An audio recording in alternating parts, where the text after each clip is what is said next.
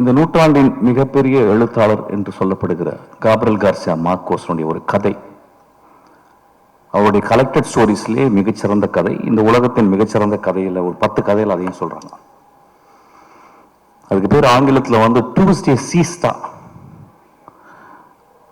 அதாவது ஒரு செவ்வாய்க்கிழமையினுடைய மதிய தூக்கம் அப்படிங்கிற கதை. வந்து ஒரு தாயும் அவருடைய குட்டி குழந்தை, ஒரு 6 வயசு 7 வயசு குழந்தை, ஒரு ஊருக்கு போறாங்க. அந்த ஊர்ல போயிட்டு ஒரு சர்ச்சில்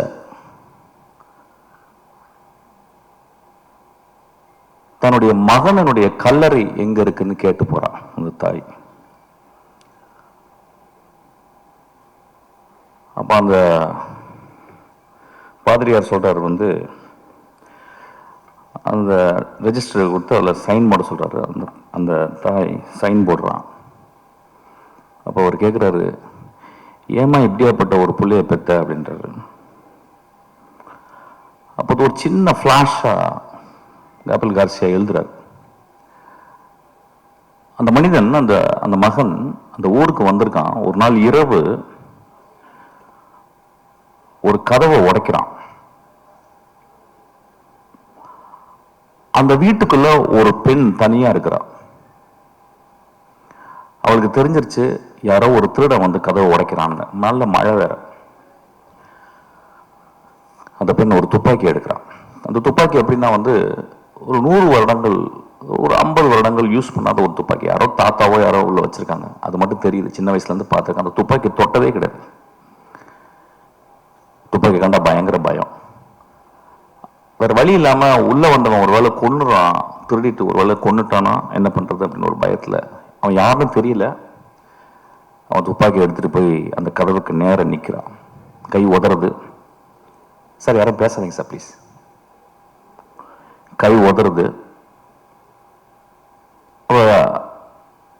அந்த கதவை உடைச்சிட்டு வந்தா எவ்வளவு உயரத்துல வருவான் எவ்வளவு அப்படின்ற மாதிரி அவன் வயிற்ற நோக்கி அந்த துப்பாக்கிய அப்படியே காட்டிக்கிட்டே இருக்கான். கை உதறது. அப்ப காப்ரியல் கார்சியா எழுதுறாரு, அந்த கை உதறலுக்கு காரணம் பயம், 28 வருடங்கள் தனிமை அப்படின்னு எழுதுறாரு.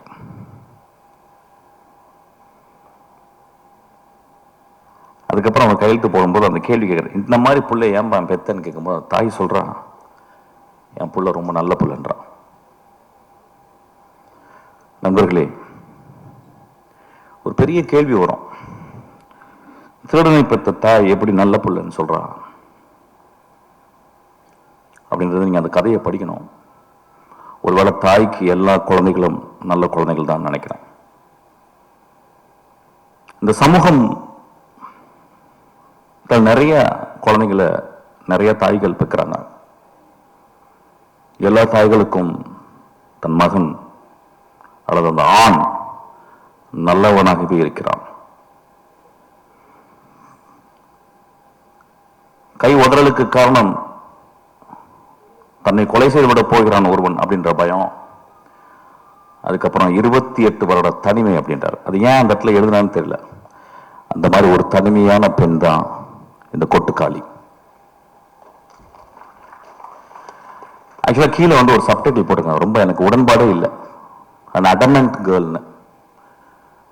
Instead of that they would have put an adamant society அப்படின்னு போட்டுக்கணும்னு நினைக்கிறேன். இந்த சென்னையில் வந்து கிட்டத்தட்ட வந்து ஒரு 95 விழுக்காடு 96 விழுக்காடு வந்து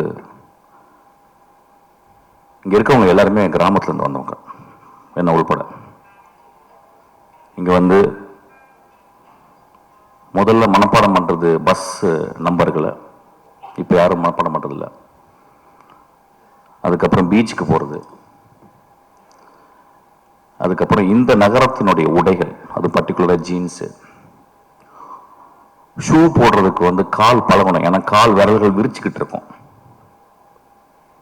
இதெல்லாம் சேர்ந்து ஒரு 10 வருடத்தில் நாம் வாழ்ந்த பிறந்த வளர்ந்த இடத்தை விட்டு நடமாடிக்கொண்டிருக்கும் இந்த நகரத்தில் நாம் ஒரு நகரவாசிகளாகவே வாழ்ந்து கொண்டிருக்கிறோம். இங்கே வந்தோடனே வேற வேற ஜாதிகள் மறக்கப்படுகிறது, மதங்கள் மறக்கப்படுகிறது, நம்மளுடைய குற்றங்கள் மறக்கப்படுகிறது, நம்ம நல்லதெல்லாம் மறக்கப்படுகிறது. இங்கே பக்கத்தில் இருக்கிற ஒரு நெய்பர் தான், ஒரு அண்டை வீட்டுக்காரன் தான். இங்கே யார் தாய் தந்தையா யாருமே பழகிறது கிடையாது. ஒரு கிராமம் அழிக்கப்படுகிறது. ஏதோ ஒருவன் அந்த கிராமத்திலிருந்து வெளியே வராமையே இருந்து கொண்டு இந்த கிராமத்தின் மூலம் இந்த உலகத்தை பார்க்கும் ஒரு தகுதி படைத்தவனாக, ஒரு மகா கலைஞனாக இருக்கிறான். ஏன்னா அவனுக்குள்ள எப்பயுமே அவனும் ஜீன்ஸ் போட்டு அவனும் ஷூ போட்டாலும் அவன் ஒரு என் கிராமத்தில் இருக்க வேல்யூஸ் தான் இந்த உலகம். காப்ரியல் கார்சியா மார்க்கோஸ் சொன்ன அந்த கிராமம் தான் என்னுடைய கிராமமும் இந்த கொட்டுக்காளி வளர்ந்த கிராமமும் நம்புறான். அந்த கிராமத்தை விட்டு அவன் கடைசி வரைக்கும் வெளியே வரதே இல்லை. ஏன்னா அவனுக்கு அது ஒரு பெரிய முழுமையா தெரியுது. அப்படி முழுமையா தெரிந்த தமிழ் ஆளுமையில பாரத ராஜாக்கு அப்புறம் நான் வினோத்தை சொல்வேன்.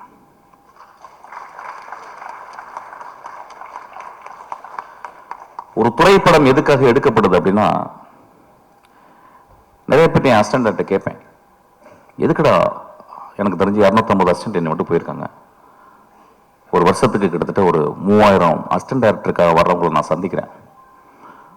கொஞ்சம் கூட சோம்பேறித்தனம் படாம அவங்க கேட்கிறேன், எதுக்குப்பா நீ சினிமாக்கு வர்ற அப்படின்னு. அது இன்வேரியபிளா என்ன ஆன்சர் இருக்கும் அப்படின்னா, சார் நான் சாதிக்கணும் சார்,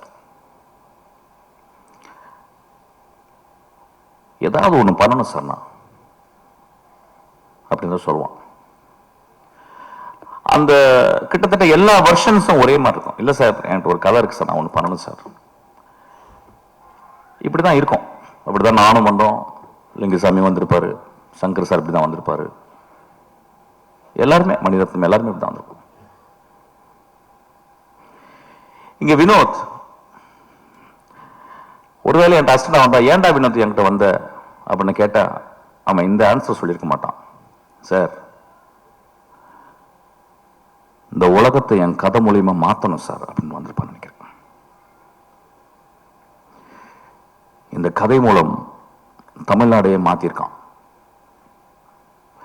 எப்பயுமே சொல்லுவாங்க, நான் ரொம்ப பொங்கி பேசுவார், ரொம்ப எக்ஸாஜரேட் பண்ணி பேசுவார், டிராமாட்டிக்கா தான் பேசுவார் அப்படின்னா நான் எப்பொழுதுமே அது ஒரு சத்தியமாக எடுத்துக்கிறேன். ஒரு மேடையில் பேசும்போது அடுத்த வார்த்தை என்னன்னு எனக்கு தெரிஞ்சுட்டா நான் இந்த சமூகத்தை நான் நெருப்பு ஊற்றி கொளுத்துறேன்னு அர்த்தம். நான் மேடையில் பேசும்பொழுதாவது என் நாக்கில் உண்மை தவழ வேண்டும் என்று நான் நினைக்கிறேன். ஏன்னா வீட்டில் நிறைய பொய் பேசுறோம், மேடையை விட்டு கீழே நண்பர்கள்ட்ட நிறைய பொய் பேசுறோம், ப்ரொடியூசர்கிட்ட நிறைய பொய் பேசுறோம், நடிகர்கள்ட்ட நிறைய பொய் பேசுறோம். இந்த மேடையில் உண்மை பேச மட்டுமே நான் வந்திருக்கிறேன். அவ்வளவு தைரியத்தையும் நெஞ்சுரத்தையும் என்னுடைய ரத்தத்தை கொதிப்பு நிலையும் கொண்டு வந்தது இந்த படம்.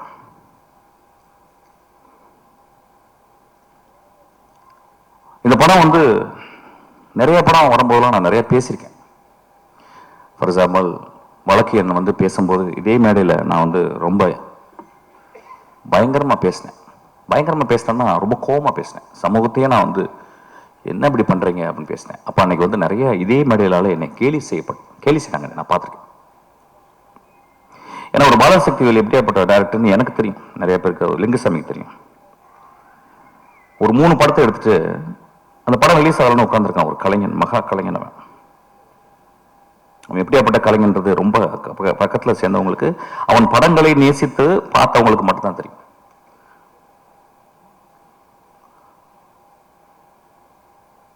இந்த படத்துல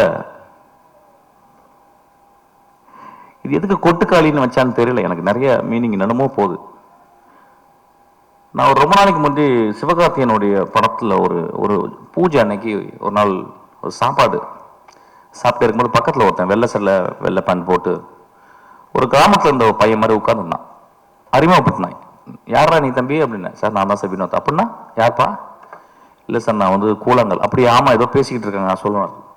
சரி என்ன பண்ண படம் ரிலீஸ் ஆகுதா இல்லையா? இல்லை சார் ஆயிரும் சார். ஓ அப்படியா சரி. என்ன படம் எடுக்கிற, அடுத்து என்ன பண்ண போகிறேன்? இல்லை சார் நான் ஆரம்பிச்சிட்டேன் சார். நான் சொல்கிறேன் கொஞ்சம் மெதுவாக எடுப்பான்னு வாயை எடுக்கிறேன், கொஞ்சம் மெதுவாக. இல்லை சார் நான் படம் ஆரம்பிச்சிட்டேன். நான் அப்படியே யாருப்பா மியூசிக்கு பாருங்கள், எவ்வளோ ஒரு ஒரு ப்ரோக்ராம்டு வே ஆஃப் ஆஸ்கிங் ஒரு சேட்டிங் வித் another டைரக்டர். நான் கேட்குறேன் யாரா மியூசிக்கு அப்படின்னு. அப்படி சொன்னால் யாருமே மியூசிக் இல்லை சார். எனக்கு பயங்கர கோவம் வந்துருச்சு. பெரிய மயிர் மாதிரி பேசுகிறான். நான் முறைச்சேன். அப்புறம் நான் வந்துட்டு வீட்டு ஆஃபீஸ்க்கு வந்தோடனே அசிஸ்டன்ஸ் கூப்பிட்டேன். இது மாதிரி ஒருத்தனை பார்த்துட்டேன், ஒரு பொறுக்கி போய் கருப்பாக இருந்தான், ஒரு மாதிரி இருந்தான், பெரிய மாதிரி என்கிட்ட வந்து நான் யாரா மியூசிக்னு கேட்குறேன். அவன் சொல்கிறான் யாருமே இல்லை சார் அப்படின்றான். அப்படிலாம் எடுத்துடாதீங்கடா அப்படின்னு நான் ஏதோ நல்லது சொல்கிற மாதிரி நான் அசிஸ்டன்ஸுக்கு சொன்னேன். இந்த படத்தை பார்க்கும்போது தான் தெரிஞ்சுது என்னை வினோத் செருப்பு கழட்டி அடிச்சிருக்காங்க. நல்ல டைட்டில் கிடைச்சிருச்சு ஆக்சுவலி. இன்னைக்கு அவன் நிஜமாகவே என்னை செருப்பு கழட்டி அடிச்சான். நான் எல்லாரையும் செருப்பு கழட்டி அடிச்சோன்னா என்னை வெளியே போய் பயங்கரமா திட்ட ஆரம்பிச்சாங்க டைரக்டர்ஸ்லாம். அது எப்படி பேசலாம், நாமளும் படம் தானே எடுத்துக்கணும், அதனால நான் மட்டும் இதை எடுத்துக்கிறேன்.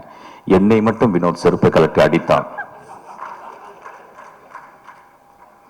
இந்த விழாவுக்கு வரும்போது நான் காலையில் மனசு பேசினேன். ஏன்னா இப்போ நான் 2 படம் பார்த்துட்டேன். ஒன்று மாரியுடைய வாழை பார்த்துட்டேன். அது ஒரு வாரம் பைத்தியமாக இருந்து, அன்றைக்கி நைட்டு ஃபுல்லாக பைத்தியமாக இருந்து ஃபுல்லாக எழுதி அசிஸ்டன்ட் டேரக்டர்லாம் தூங்காமல் உட்காந்து ஒரு ஒரு ஒரு 3 பேஜில் ஒரு லெட்டர் எழுதி வரும் நம்ம நாளில். இப்போ அதுக்கு முடிச்சு அந்த பைத்தியம் முடியும் தீர்ற